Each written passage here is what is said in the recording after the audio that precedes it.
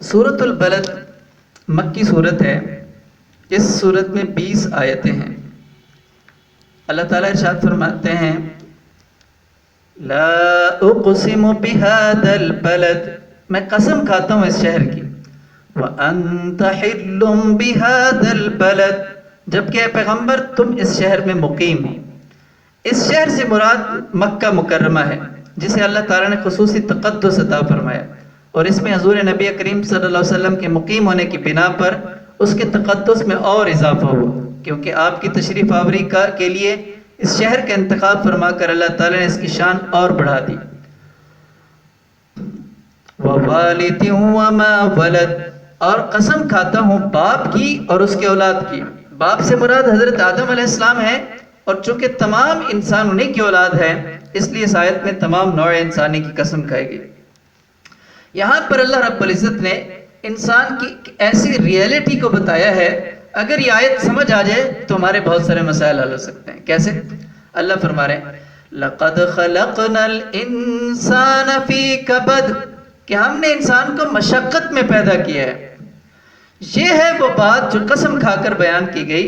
مطلب یہ ہے کہ دنیا میں انسان کو اس طرح پیدا کیا گیا ہے کہ وہ کسی نہ کسی مشقت میں لگا رہتا ہے، چاہے کوئی کتنا بڑا حاکم ہو یا دولت مند شخص ہو، اسے زندہ رہنے کے لیے مشقت اٹھانی ہی پڑتی ہے۔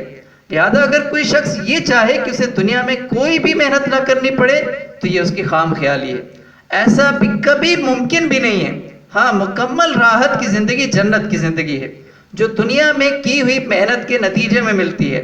ہدایت یہ دی گئی ہے کہ انسان کو دنیا میں جب کسی مشقت کا سامنا ہوا ہو تو اسے یہ حقیقت یاد رکھنی چاہیے۔ خاص طور پر حضرت صلی اللہ علیہ وسلم اور صحابہ کرام رضی اللہ تعالیٰ عنہم کو مکہ مکرمہ میں جو تکلیفیں پیش آ رہی تھیں، اس آیت نے ان کو بھی تسلی دی ہے، اور یہ بات کہنے کے لیے اول تو شہر مکہ کی قسم کھائی، شاید اس لیے کہ مکہ مکرمہ کو اگرچہ اللہ تعالیٰ نے دنیا کا سب سے مقدس شہر بنایا، لیکن وہ شہر بذات خود مشقتوں سے بنا، اور اس کے تقدس سے فائدہ اٹھانے کے لیے آج بھی مشقت کرنی پڑتی ہے۔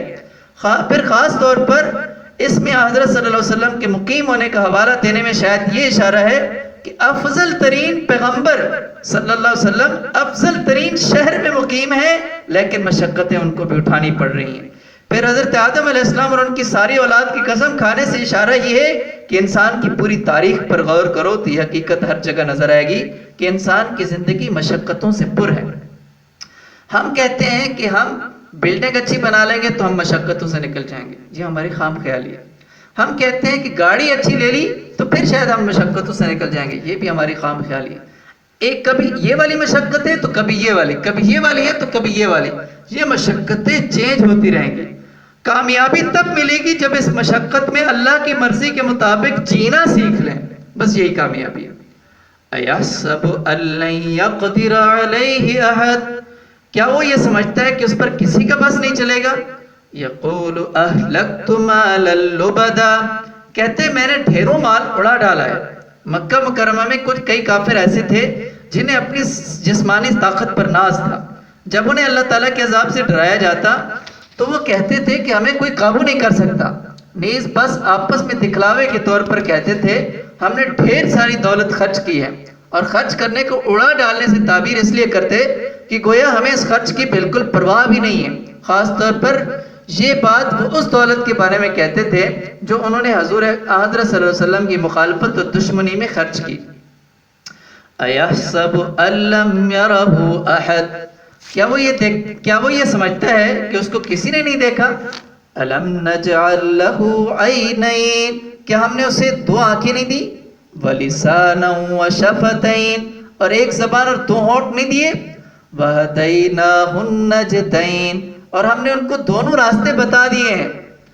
انسان کو اللہ تعالیٰ نے نیکی اور بدی دونوں کے راستے دکھا دیے ہیں، اور اختیار دیے کہ اپنی مرضی سے جو راستہ چاہو اختیار کر سکتے ہو، لیکن بدی کا راستہ اختیار کرو گے تو سزا ہوگی۔ فَلَقْتَحَمَ الْعَقَبَةَ، پھر بھی وہ اس گھاٹی میں داخل نہیں ہو سکا۔ گھاٹی دو پہاڑوں کے درمیانی راستے کو کہتے ہیں۔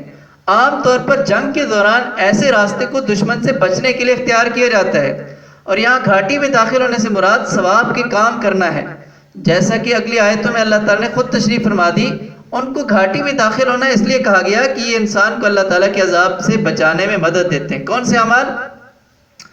وَمَا أَدْرَاكَ مَا الْعَقَبَةُ، اور تمہیں کیا پتہ وہ گھاٹی کیا ہے، کیا وہ اعمال ہیں جو اللہ تعالیٰ کے عذاب سے بچائیں گے؟ فَقُّ رَقَبَةٍ، کسی کی گردن غلامی سے چھڑا دینا. او اطعام فی یوم ذی مسغبہ، یا پھر کسی بھوک والے دن میں کھانا کھلا دینا. کس کو؟ یتیماً ذا مقربہ، کسی رشتہ دار یتیم کو.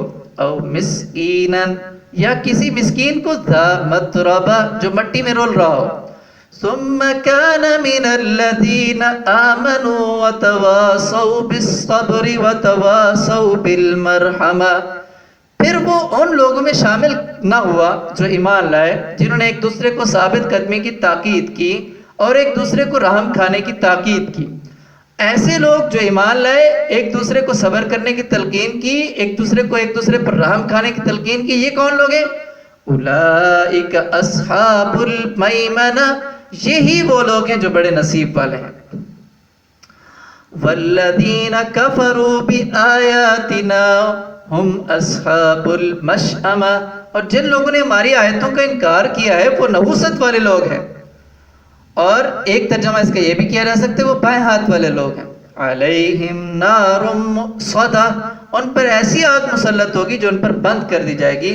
اللہ تعالیٰ ہمیں محفوظ فرمائے ایسی آگ سے.